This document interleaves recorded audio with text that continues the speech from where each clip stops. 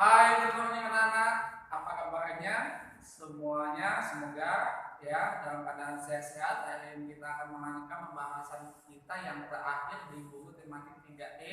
Setelah ini kita akan melaksanakan penilaian akhir penilaian harian 2 ya di tematik 3E-nya ya. Langsung saja kita masuk ke pembahasan kita yaitu pembelajaran 5 dan pembelajaran 6. Yang pertama adalah bahasa Indonesia. Langsung saja itu adalah manfaat musim hujan. Nah, ya kemarin sudah dijelaskan berkali-kali ya, musim hujan itu ternyata banyak manfaatnya bagi kehidupan, baik itu bagi kehidupan manusia, hewan ataupun tumbuhan ya. Tetapi kalau musim hujannya berlangsung secara terus-menerus, itu juga bisa menyebabkan musibah bagi kita ya. Musibahnya apa saja teacher? Nah, simak penjelasan teacher di halaman 112 ya.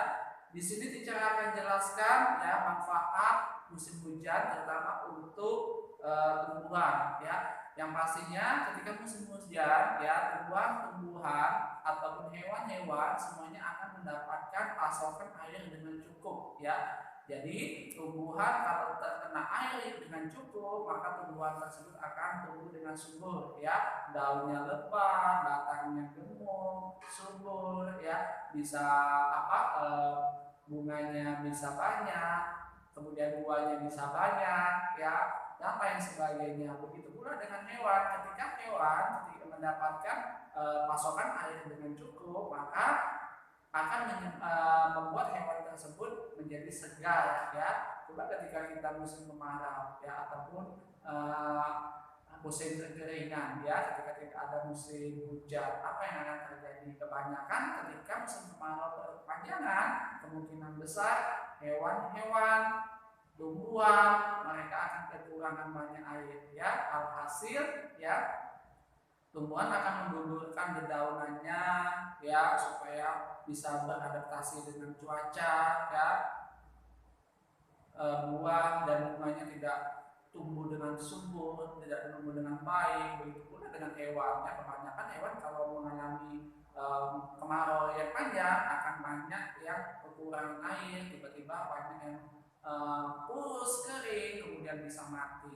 Begitupun juga dengan tumbuhan-tumbuhan begitu juga ya, kalau kekurangan air pasti akan mengalami kematian ya. Tidak hanya tumbuhan dan hewan saja, manusia juga kalau kekurangan air maka kita juga akan salah satunya mungkin kita akan terlihat kering ya. Contoh lain saja di negara di bagian wilayah kita yaitu bagian Papua ya.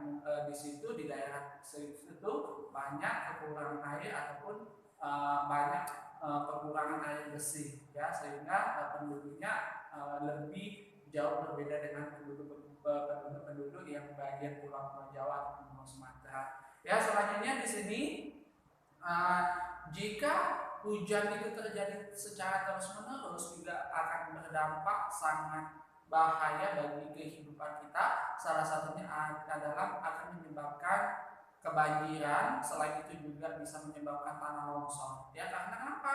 Karena saking banyaknya hujan yang turun ya, mungkin banyak sampah di tempat-tempat pemukiman, mungkin banyak bangunan-bangunan yang sudah dibeton ya, itu yang bisa menyebabkan daerah-daerah tersebut mudah cepat banjir ya. Karena apa?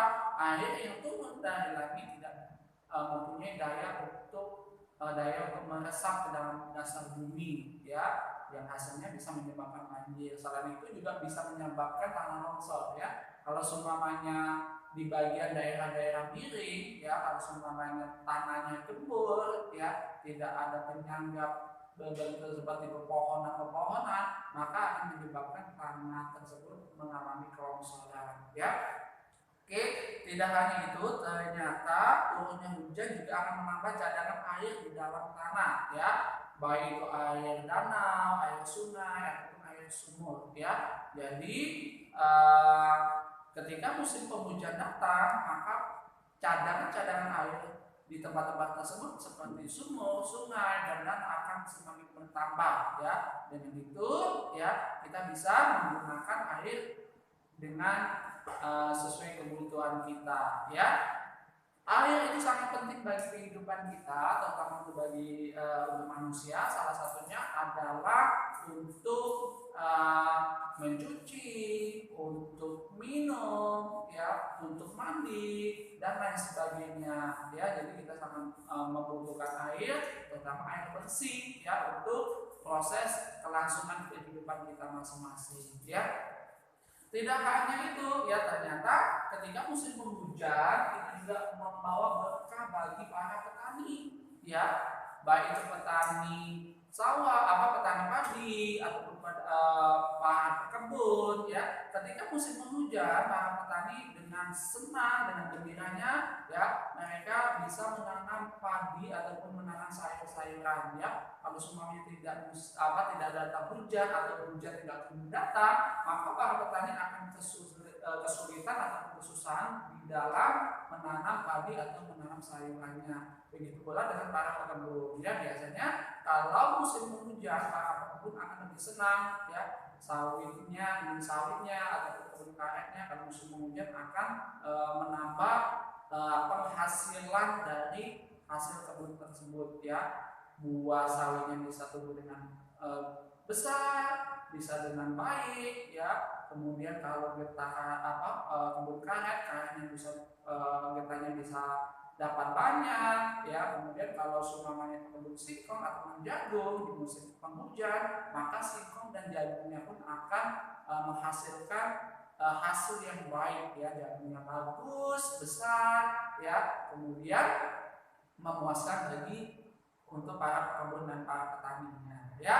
Itu penjelasan sekilas tentang manfaat musim hujan bagi kehidupan, ya, baik bagi manusia, bagi tumbuhan ataupun bagi makhluk hewan, ya. Selanjutnya kita lanjutkan pembahasan kita yaitu tentang pengaruh iklim terhadap pemilihan bentuk rumah, ya.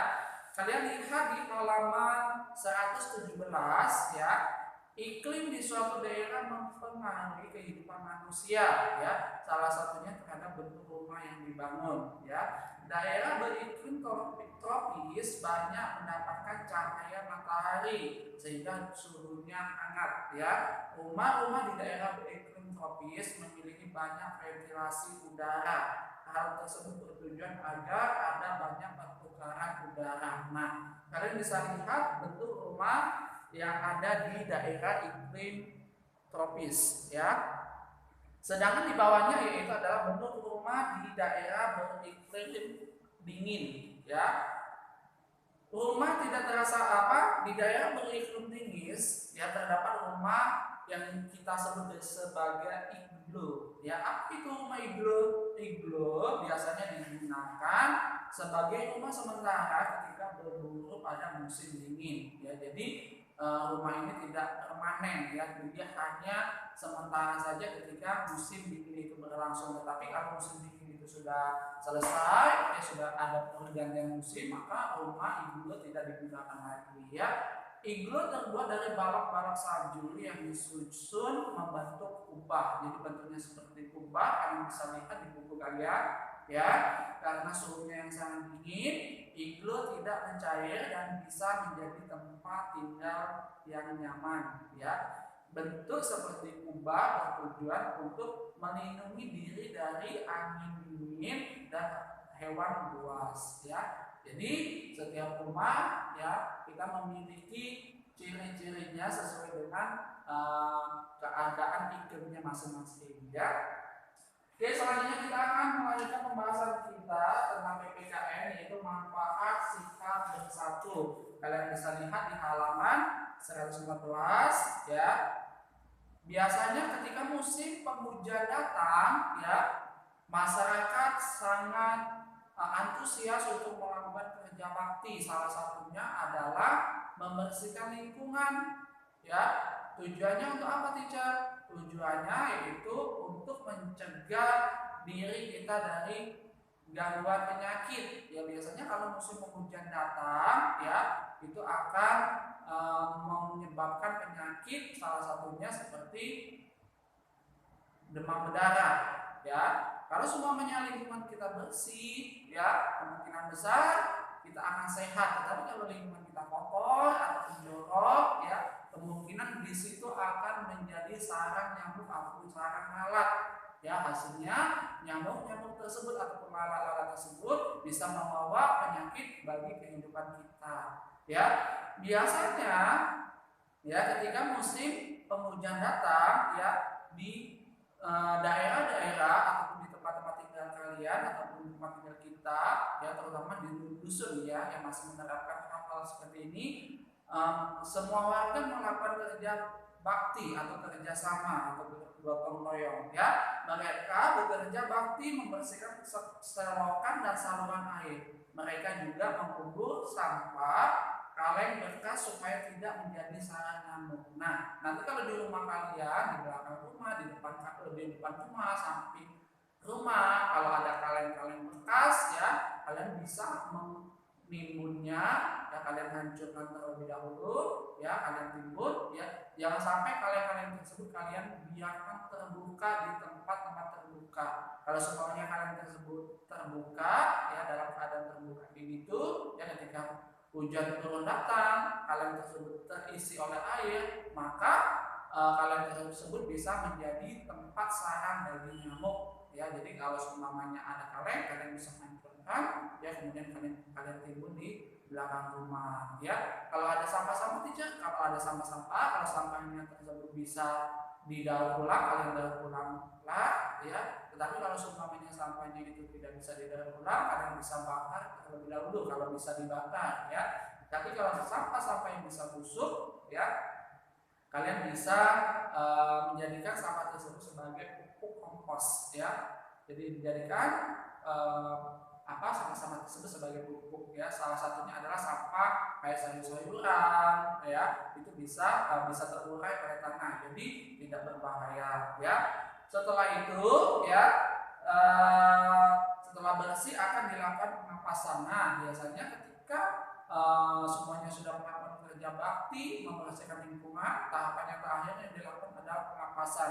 Tujuannya untuk apa teacher? Yaitu untuk membasmi nyamuk, ya.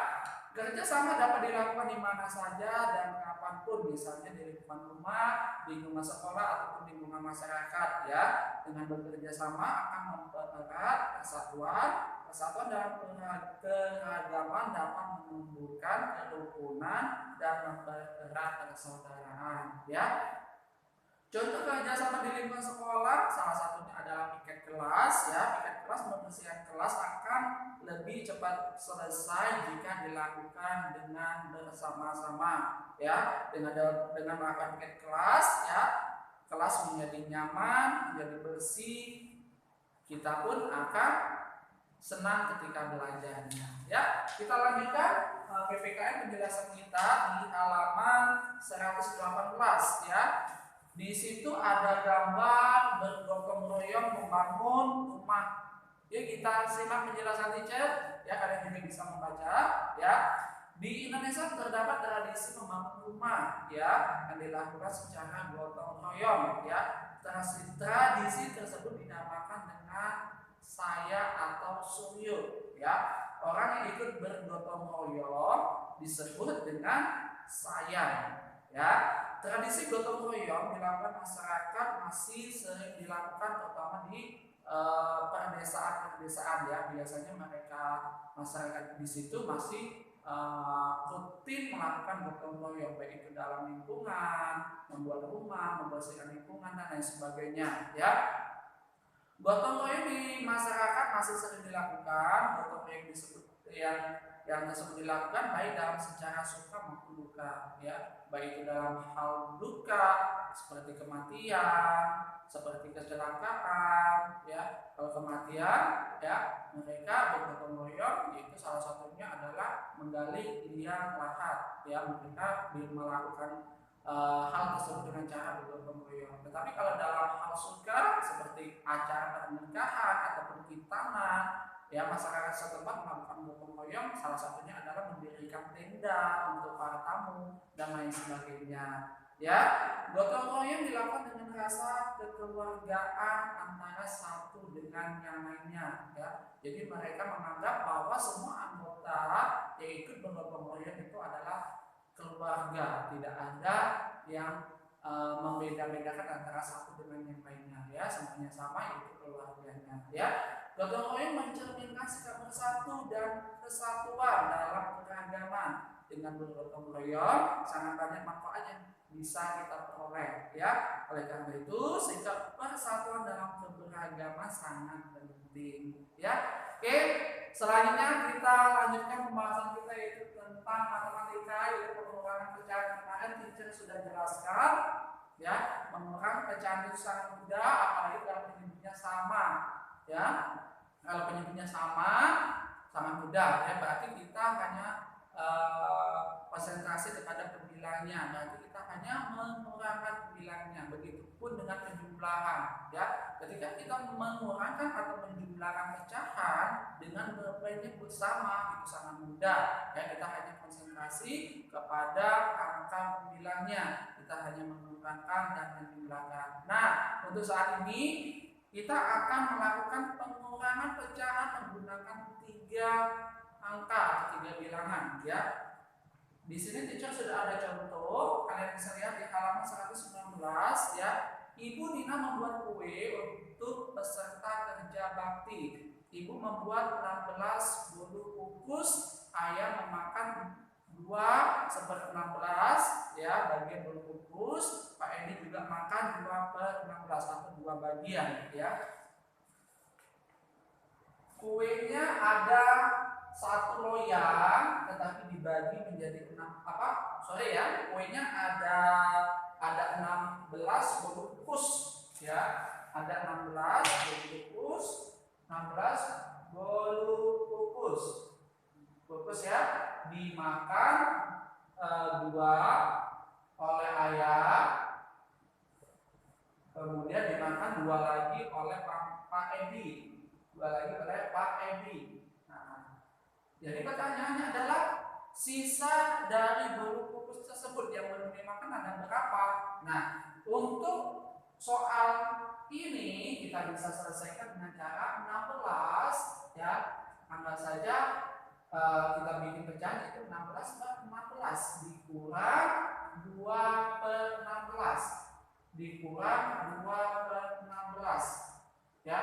Teacher kalau bisa dibikin 16, ya. Di sini 16 bolu kukus, ya, kita bikin pecahan itu jadi 16/16, ya.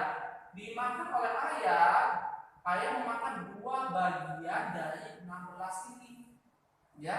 Jadi dimakan oleh ayah memakan 2 dari bagian 16. Kemudian Pak Edi juga memakan 2 dari bagian 16. Jadi pertanyaannya adalah sisa dari bolu yang belum dimakan ada berapa? Karena penyebutnya itu sama-sama 16, jadi kita sangat mudah, ya.